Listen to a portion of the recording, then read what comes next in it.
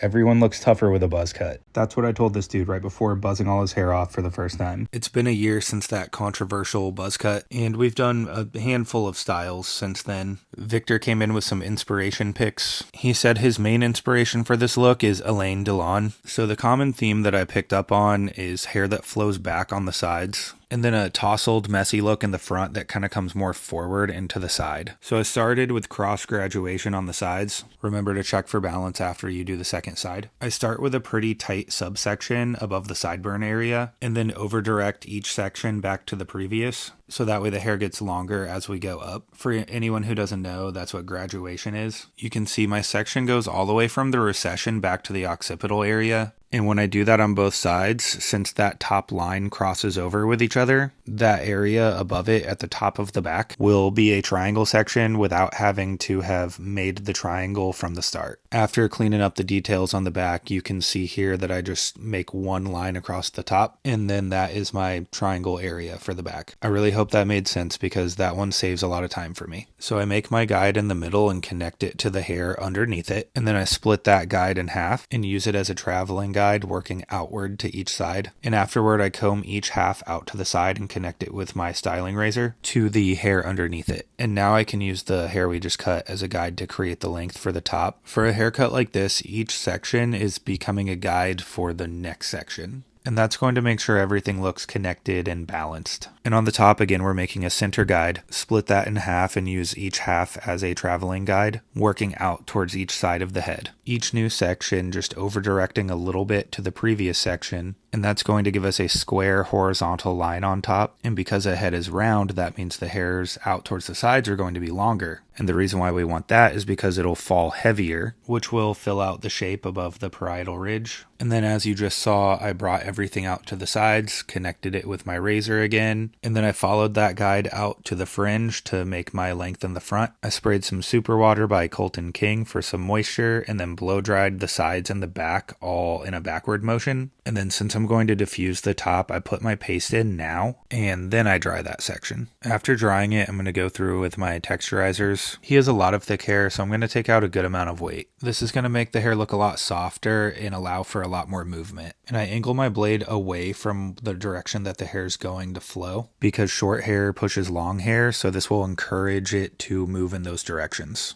And after some hairspray and styling, we are done. Here is Victor before and after. The pictures he showed me had the front styled pretty differently from each other. I went with just a little messy in the front with a little bit of a part, but he could style this really messy and that would look good too. Let me know what you think in the comments and I will get out of your hair now.